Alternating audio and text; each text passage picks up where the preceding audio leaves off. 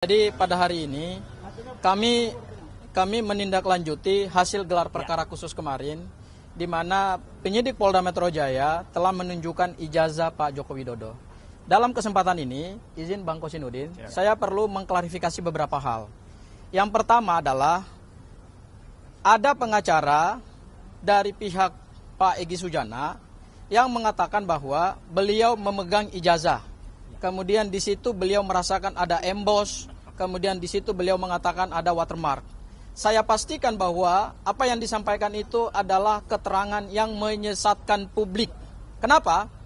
Karena pada saat ijazah itu mau dibuka, saya bersama Bang Ahmad Kozinudin adalah dua lawyer yang berdebat sengit dengan pengacaranya Pak Joko Widodo supaya ijazah itu bisa dibuka dalam kerangka transparansi dan akuntabilitas penegakan hukum, dan kemudian didukung juga oleh Ombudsman Republik Indonesia. Pada saat dilakukan gelar perkara khusus itu, detik-detik di mana ijazah itu akan dibuka, ya, saya termasuk orang yang pertama kali maju ke depan, dan saya berdiri di antara penyidik dan Pak Direktur Reserse Kriminal Umum Polda Metro Jaya.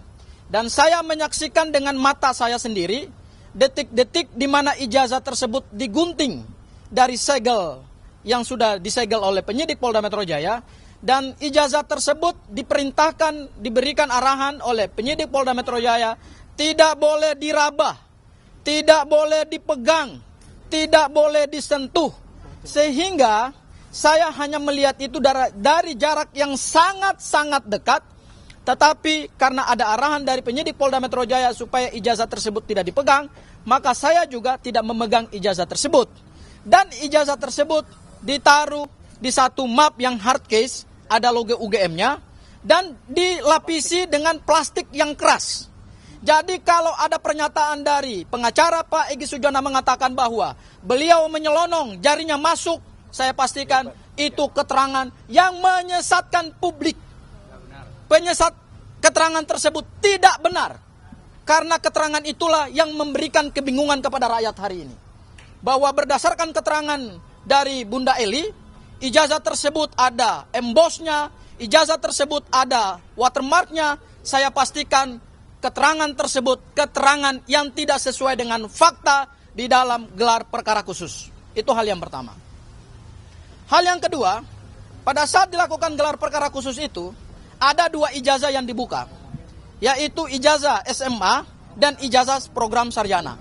Dan dua-duanya tidak boleh disentuh dan ditaruh di map yang sangat keras dan dilapisi oleh kertas sehingga tangan kita ini tidak bisa menyentuh. Ya, ijazah tersebut saya pandang secara dekat berkali-kali, bukan hanya satu kali loh, saya pastikan, berkali-kali saya pastikan. Ada banyak sekali kejanggalan-kejanggalan. Terutama pertama dari sisi foto. Foto di SMA, di ijazah SMA itu betul-betul kalau kita pastikan itu memang adalah ijazah fotonya Pak Joko Widodo yang berambut gondrong. Tetapi begitu kita periksa secara head to head dengan ijazah program sarjana, itu mohon maaf fotonya tidak sama seperti program SMA, ya. Itu bisa nanti dijelaskan oleh Mas Roy, karena Mas Roy lah yang juga punya kesempatan untuk melihat ijazah tersebut dari jarak yang sangat dekat dan berkali-kali. Hal yang ketiga, perlu saya sampaikan bahwa gelar perkara khusus kemarin tidak memecahkan misteri ijazah Pak Joko Widodo. Gelar perkara khusus kemarin tidak membuka kotak Pandora terkait dengan ijazah ini asli atau palsu seperti yang dihasilkan dalam hasil penelitian Mas Roy dan Bang Rismon. Kalau ada pihak dari Pak Jokowi mengatakan bahwa ijazah ini kan sudah kami buka kepada penyidik dan sudah kami perlihatkan, jadi buat apa lagi mereka berkomentar? Kalau mau pernyataannya seperti itu, mohon maaf, dari awal Pak Joko Widodo jangan membawa ijazah ini dalam penegakan hukum pidana. Karena kenapa? Meskipun ijazah itu dibuka, tetapi tidak menjawab semua misteri dalam perkara ini, tidak menjawab hasil penelitian Mas Roy. Karena forum gelar perkara khusus itu bukan forum pembuktian material, tetapi hanya prosedur hukum acara, di mana penyidik hanya memberikan kepastian berdasarkan pasal 38 dan pasal 39 KUHP bahwa barang bukti utama telah disita dan saat ini berada di tangan kekuasaan penyidik Polda Metro Jaya. Kan hanya itu yang kami pastikan. Bahwa ini asli atau palsu, ada embossnya lah, ada itu kan versi mereka. Ya. Kuasa hukum Pak Jokowi Widodo mengatakan bahwa ada emboss, ada watermark, ada lintasan stempel. Ya itu kan selama ini yang mereka kemukakan. Itu kan versi mereka yang selama ini mereka ulang-ulangi. Tetapi secara pembuktian material terhadap pernyataan-pernyataan tersebut tidak bisa dipastikan. Karena apa? Karena kalau kita mau menganalogikan pembuktian ijazah seperti pembuktian mata uang, seperti yang selama ini dikatakan oleh teman-teman dari kubu Pak Joko Widodo. Pembuktian mata uang saya pastikan berdasarkan peraturan Bank Indonesia nomor 21 tahun 2019 tentang pengelolaan mata uang rupiah. Maka cara membuktikan mata uang adalah Bank Indonesia harus menarik mata uang tersebut, kemudian harus melakukan 3D, yaitu dipegang, diraba, dan kemudian diterawang. Bagaimana kita memastikan ada emboss dan ada watermarknya kalau tidak pernah diraba dan tidak pernah diterawang? Hanya dengan melihat dari jarak yang sangat dekat, kan mata ini kan juga ada keterbatasannya. Ya, itu hal yang ketiga. Hal yang keempat terkait dengan hari ini kami mohonkan supaya tersangka bisa mempunyai akses untuk melakukan uji laboratorium forensik independen. Saya melanjutkan apa yang disampaikan oleh Bang Ahmad Kozinudin tadi. Di dalam hukum acara pidana kita, memang tidak diatur bahwa terhadap hasil laboratorium forensik milik penyidik yang saat ini ada di bawah Bareskrim Polri atau ada di bawah Polri, itu tidak bisa dimintakan pengujian independen. Karena memang tidak ada aturan hukumnya gitu ya.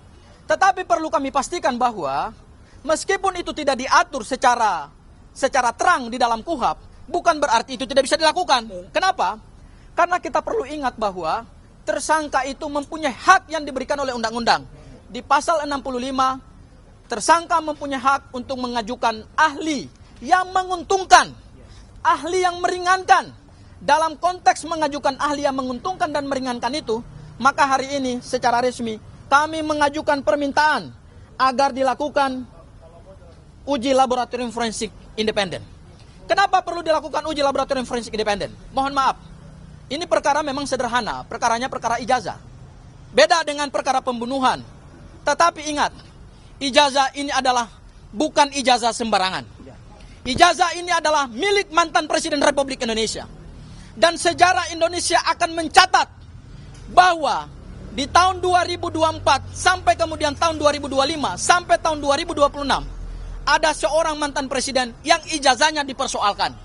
Ada seorang mantan Presiden Republik Indonesia yang dipilih langsung oleh rakyat berdasarkan hasil pemilu yang legitimate dan sudah disahkan oleh negara, ijazahnya dipertanyakan. Tidak mungkin kalau ijazahnya sah, beliau bisa mendapatkan jabatan tersebut. Tetapi karena ijazahnya dipertanyakan hari ini, maka tentu punya dampak konstitusional dan punya dampak demokrasi dan politik terhadap keberlangsungan bangsa kita ke depan. Oleh karena itu, untuk memberikan kepastian hukum, memberikan kepastian politik, dan kepastian bagi perjalanan demokrasi bangsa kita ke depan, maka perlakuan terhadap ijazah ini tidak bisa main-main. Ya, oleh karena itu, kami meminta penyidik Polda Metro Jaya untuk memberikan akses kepada ahli kami. Setidak-tidaknya hari ini kami mengajukan 2 lembaga laboratorium forensik independen seperti yang sudah disampaikan oleh Bang Ahmad Kozinudin tadi, yaitu dari Universitas Indonesia dan kemudian dari BRIN, Badan Riset dan Inovasi Nasional. Kenapa kami mengajukan itu? Ada 3 alasan. Yang pertama adalah ini demi kekuatan pembuktian yang berimbang. Tersangka mempunyai hak untuk mendapatkan satu kekuatan pembuktian yang berimbang. Kalau ini dilakukan secara independen oleh lembaga atau oleh laboratorium independen, maka terhadap misteri ijazah Pak Joko Widodo bisa terpecahkan. Kemudian yang kedua, kemungkinan saja begitu kita mendapatkan hasil dari laboratorium forensik independen, akan ada indikasi-indikasi baru. Terhadap indikasi-indikasi baru dan terhadap fakta-fakta baru itu, meskipun sudah ada punya Polda Metro Jaya, tidak ada masalah. Semua akan diuji di dalam proses persidangan. Bukan berarti kami mengajukan laboratorium forensik independen untuk menegasikan dan untuk menghilangkan hasil laboratorium forensik dari Polda Metro Jaya. Tidak. Biarkan saja, tetap itu seperti adanya. Hasil mereka adalah identik. Tetapi kami ingin mengajukan yang baru, supaya kemudian ada perimbangan pada saat nanti dalam proses persidangan, hakim bisa memutuskan mana yang benar dan mana yang salah. Seperti itu ya Mas Roy ya. Barangkali itu dari saya. Ya. Saya persilakan buat teman-teman yang lain yang ingin memberikan pernyataan. Silakan Mas Roy. Baik. Assalamualaikum warahmatullahi wabarakatuh. Saya insya Allah tidak akan mengulangi tadi apa yang sudah disampaikan oleh Bang Ahmad Kosinudin dan juga Bang Gufar Sangaji ya. Tapi sebelum memulai, izinkanlah saya mengucapkan selamat Hari Ibu untuk ibu-ibu yang hari ini meringati Hari Ibu. Dan nah ini ibu-ibu kita dari ARM yang khusus menggunakan kostum untuk memperingati hari. Yang kedua, kami ingin mengaturkan ucapan duka sedalam-dalamnya untuk senior kami ya, Pak Asrul Hanun ya, dari UI Watch yang telah berusia 80 tahun yang pagi tadi dipanggil oleh Yang Maha Kuasa, dan termasuk beberapa hari yang lalu ya Bapak almarhum Maijen Samsudalal yang juga sudah dipanggil oleh Sang Khalik ya. Semoga beliau-beliau mendapatkan tempat yang terbaik di sisi Allah Subhanahu wa taala. Nah, saya ingin menegaskan saja bahwa apa yang terjadi kemarin pada saat gelar perkara khusus itu adalah termasuk diawali dengan ketika izin sini. Tuh, mic penting ini. Nah, termasuk ketika kami juga menyerahkan ya hasil research yang sudah diterima langsung ya oleh Pak Direskrim ya Pak Iman Imanuddin, yaitu kenapa kami melakukan analisis ijazah yang 99,9% palsu ya. Dan saat itu juga saya terangkan, jadi kami itu ya, saya, Dr. Rismon, Dr. Tifa itu mempresentasikan, dan pada saat presentasi tidak ada sanggahan apapun ya. Jadi detail banget soal mulai dari kausa prima, kemudian sampai dengan ketika kami melakukan analisis kebohongan terhadap Andi Aswan yang dia hanya menggunakan postingan Dian Sandi, sampai dengan UGM yang ternyata hasilnya adalah logonya dirusak oleh Aswan, siapa namanya, si Andi Aswan ya, ketika itu sebenarnya diposting oleh Dian Sandi. Ini sudah diterima langsung waktu itu oleh Pak Direskrim Pak Iman Imanuddin. Izin titip. Nah, apa yang tadi disampaikan untuk sama-sama teman-teman semua itu membayangkan di dalam, inilah map hardcover yang waktu itu ada. Jadi artinya map ini keras dan ini sama sekali tidak keluar dari plastiknya. Ini ketika orang namanya Wahyudi, ini adiknya Iriana, waktu itu menyerahkan kepada Mabes Polri. Kondisinya seperti ini. Bahkan yang aneh sebenarnya, kalau saya perhatikan, di map ini noktah atau kotoran yang ada di sebelah kiri ini tidak terlalu nampak. Kemarin tampak sekali. Saya jadi berpikir, apakah ini barang yang sama? Jangan-jangan ada barang yang lain. Jangan-jangan, sekali lagi. Karena di sini sama sekali nggak ada watermark. Sama sekali nggak ada emboss. Kenapa? Karena waktu itu kita belum mempermasalahkan watermark, belum mempermasalahkan emboss. Jadi jangan-jangan ada modifikasi lagi yang dilakukan terhadap ijazah yang ada di sini. Kenapa? Karena watermark dan embossnya itu tipis sekali. Dan itu hanya secara grafis, secara visual, tidak bisa kami raba. Ya, karena itu sangat mungkin. Kenapa tipis? Karena kalau tebal nanti menimpa semuanya lagi. Nah, nanti saya jelaskan. Kenapa saya bisa melakukan analisis ini? Izin, Pak Guf. Saya terangkannya, mohon maaf sekali lagi, jelek-jelek gini. 30 tahun yang lalu saya adalah juara nasional lomba fotografi. Juara nasional loh, juara 1. Ya, lomba fotografi nasional Piala Parpostel. Pada saat tahun yang sama saya juara 1 lomba perkebunan, foto perkebunan. Dan juara 2 lomba iptek Piala Pak Habibie waktu itu. Ya, dan saya juga orang yang tidak hanya berkutat di dunia fotografi motret. Saya adalah orang sejak SD. Sekali lagi, sejak SD, sejak tahun 78, saya sudah mencetak foto di kamar gelap sendiri di rumah saya di Pakualaman.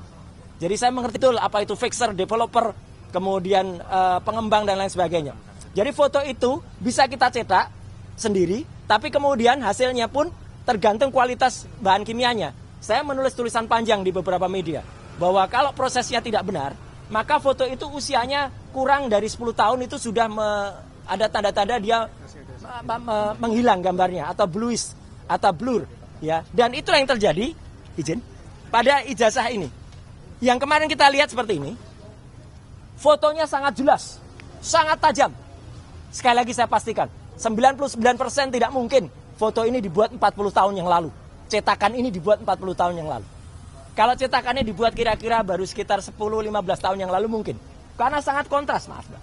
Sangat kontras. Tidak mungkin foto sangat kontras ini. Apalagi dulu di Jogja, hanya ada beberapa studio foto profesional yang saya sebutkan dalam tulisan panjang saya. Ada Star, ada Huasin, ada Likong, ada Arta Duta, Joni Hendarta, Heri Gunawan dan sebagainya. Kita sebagai mahasiswa nggak kuat untuk nyetak di situ. Kita nyetaknya di gerobak-gerobak cetak pinggir jalan dengan lampu Petromak. Itu tahun 85. Iya, dan mahasiswa yang nyetak di sana biasanya nyetak pas fotonya pada saat itu jadi. Tapi lihat 10 tahun, 20 tahun lagi, pas fotonya hilang, sudah memburam. Ijazahnya Bang Resmon saja, yang kira-kira usianya baru 20 tahunan aja, gambarnya sudah memudar, sudah nggak kelihatan lagi itu Resmon atau tidak. Ya, jadi di sini kelihatan benar bahwa ini sangat tidak mungkin. Dan apa yang tadi dikatakan kelihatan emboss dan juga watermark, itu hanya secara grafis. Watermark itu kalau dia ijazah benar, dia sangat tajam seperti ini, maaf. Nah, ini ijazah benar ini. Watermarknya nampak betul. Embossnya pun juga nampak betul dan bisa diraba. Bagaimana kita bisa meraba kemarin ya? Ijazah itu ada dalam stop map dan ada plastiknya. Sekali lagi tidak bisa dikeluarkan atau tidak boleh dikeluarkan. Kalau dikeluarkan kita bisa intip. Ketebalannya kira-kira berapa itu kita bisa intip karena harusnya tebal, tidak setipis itu. Itu ya teman-teman. Dan kemarin izin. Ada yang aneh. Bagaimana bisa Polda Metro memastikan dua ijazah ini identik. Ini dari versi Mabes Polri pada tanggal 22 Mei. Ini pada tanggal kemarin di Polda Metro. Coba lihat, mana yang identik? Ini dikatakan identik. Yang satu saja sudah jelas, satu terlipat. Hitam putih. Dan proporsif. Kalau ini malah logonya proporsif. Segi 5. Kalau ini logonya pating pletrot. Ya, artinya logonya tidak benar karena ini hasil ditarik-tarik. Jadi itu jelas ya, secara teknis saya tetap mengatakan, dan itu langsung saya seperti Bang Rostam, ketika lihat itu saya langsung lihat 99,9% palsu. Ya, tetap satu sangat kontras, kedua watermark tidak bisa kelihatan ya secara jelas ya. Ada tipis-tipis tapi itu kayaknya hasil reprinting ulang. Kemudian emboss sama sekali nggak bisa dirasakan. Emboss itu harus dirasakan. Dan yang paling penting juga, ini bagian yang kedua. Ada kebohongan yang kemudian kemarin tampak. Kalau Polda Metro telah mengatakan bahwa bentuk fisik kertas ini telah disita pada tanggal 23 Juli 2025. Setidaknya ada beberapa kebohongan. Kebohongan pertama dilakukan oleh orang namanya Judi Ari. Ya, gitu. Saya mengatakan bukan Budi Ari, Judi Ari. Ya, gitu. Pada tanggal 24 Oktober bersama dengan Freddy Damanik. Yang itu mengatakan kalau ijazahnya asli. Budi Ari mengatakan begitu. Damanik juga mengatakan, bahkan menyebut nama saya. Kalau soal ijazah tanya Roy Suryo aja lah gitu. Dia mengatakan itu di depan sumber. Dan dia mengatakan asli. Dan kemarin berusaha berbohong di salah satu TV swasta. Freddy Damanik mengatakan, saya mengatakan scan. Saya putar langsung rekamannya. Ini. Tapi kemudian Mbak Elvira waktu itu tidak menunjukkan karena yang diputar adalah TV lain. Ya, tidak diputar di TV itu. Tapi artinya apa? Dia tidak mengatakan scan, dia mengatakan ijazahnya asli. Itu kebohongan pertama, dilakukan oleh Budi Ari dan Freddy Damanik. Kebohongan kedua, dilakukan oleh namanya Andi Aswan pada tanggal 19 dan 25 November. Yang telah mengakibatkan kerugian material pada seseorang, namanya adalah Michael Sinaga.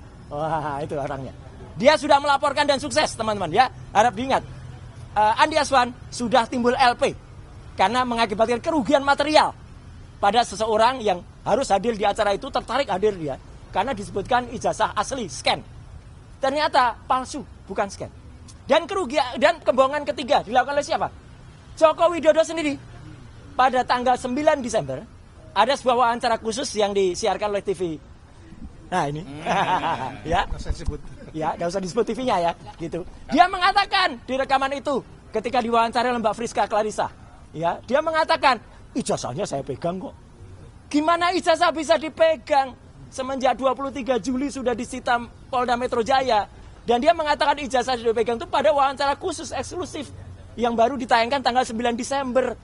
Jadi setidaknya ada tiga pihak yang melakukan kebohongan pada tanggal 24 Oktober, pada tanggal 19 dan 25 November, dan pada tanggal 9 Desember. Ketika itu diputuskan. Jadi sekali lagi teman-teman semua, saya bisa pastikan sekali lagi, 99,9% ijazah yang kemarin disampaikan pada gelar perkara khusus itu adalah palsu. Dan nggak apa-apa kalau tadi rekan Kosinudin sedikit slip of tongue, biasa ya. Namanya wakil rektor UGM saja, slip of tongue mengatakan Joko Widodo sukses telah lulus dari Fakultas Kedokteran. Ya, Mas Kosinudin tadi mengatakan ini ijazahnya Joshua. Ya, tipis lah antara ijazah dengan jenazah, ya gitu. Ya kan sama-sama azah. Kita juga punya lawyer namanya azah, azahkan. Nah itu ya. Nah itu azam kan. Jadi artinya ya kami insya Allah kalau ini tidak slip of tongue.